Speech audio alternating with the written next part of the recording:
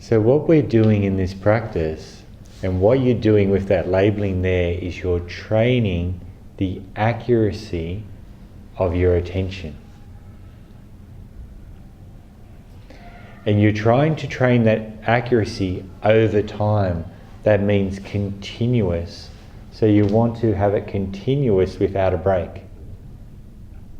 So what you'll notice when you first start off, or still now in midst of your training, that you'll have a continuity of mindfulness, but then suddenly the mind will go off. Yeah, this is what happens.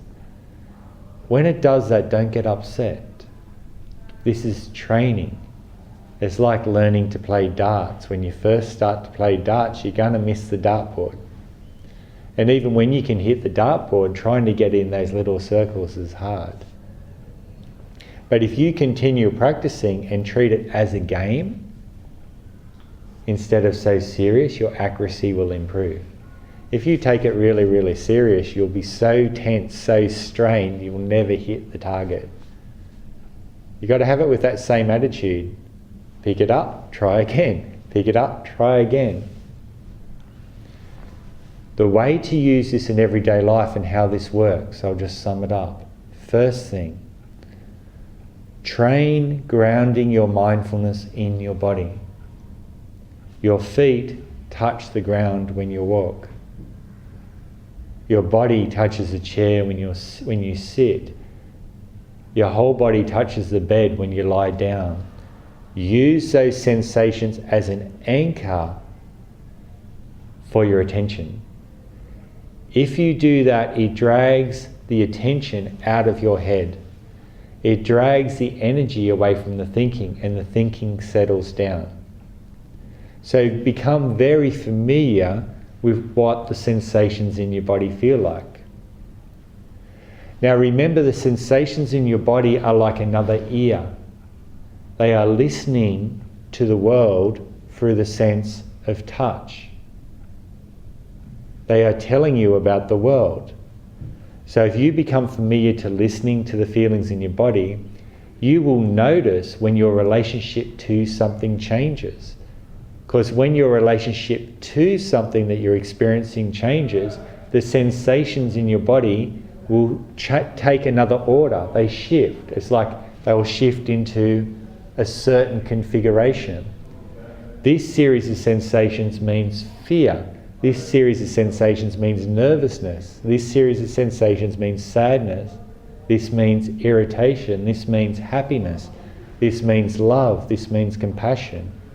The sensations in your body will change depending on your relationship.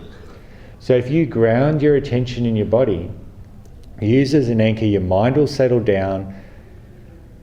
You keep your attention there. When it changes, the moment it changes, you will see it. You will notice it. As soon as that changes, the next stage is, don't muck around, start breaking it up. How do I experience this change? Tightness, heaviness, movement, vibration, heat, coolness, clamminess. However you're experiencing that change, break it up into its component parts. As soon as you do this, it will depersonalize it.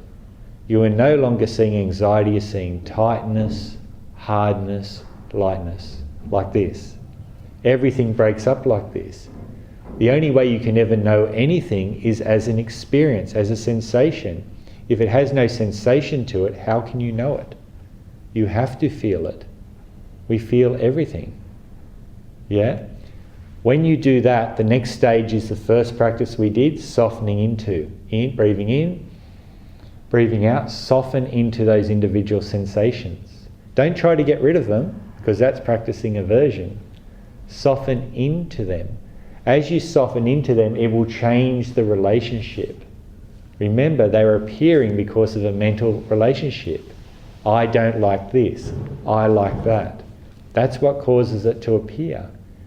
Those sensations are a mirror of your some way you've reacted in the past. But they appear in the present now, and they've got the potential for you to react through them now. They want you to react now, because that's how they live. They exist through your participation.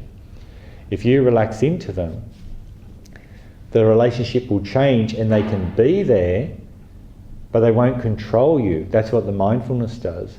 Through non-participation, you are no longer practicing this habitual reaction. Anything that is not practiced, you become unskilled at. It becomes weaker. Your skill starts to fade. Instead, you're developing the skill of mindfulness and of surrender instead of the skill of participation in anxiety, in fear, in frustration, in sadness. And this way, every time you do that, every time you relax into it and don't participate, that potential doesn't ripen, right? And so it actually lowers the strength of it the next time it comes up. It might be subtle at first. The Buddha likened it to having a good quality piece of cloth. You have a good quality piece of cloth or a really good dye in it. The first time you wash it, it will look exactly the same. You might wash it 100 times, it will look exactly the same.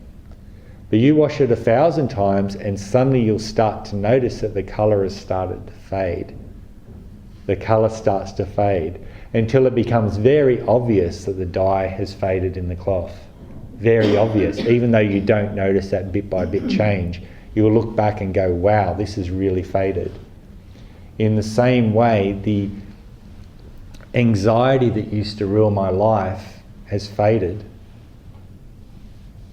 It's faded. The anger that used to make me hit cupboards and doors has faded. It fades through non-participation. It fades. Yeah? All these things, that's what we're doing. We're fading through mindfulness, through non-participation. Not trying to get rid of, not trying to hang on to. Just accepting this is what is here now and that's okay. Do that, it deconditions patterns. Does that make sense? Yes. We've gone to a very deep level.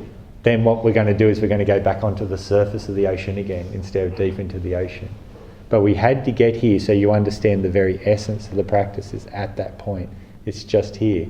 Like the Buddha's saying, just here, just this. It's just there. That's exactly where it is, just at that point there. Yeah. It's very, I find it very interesting.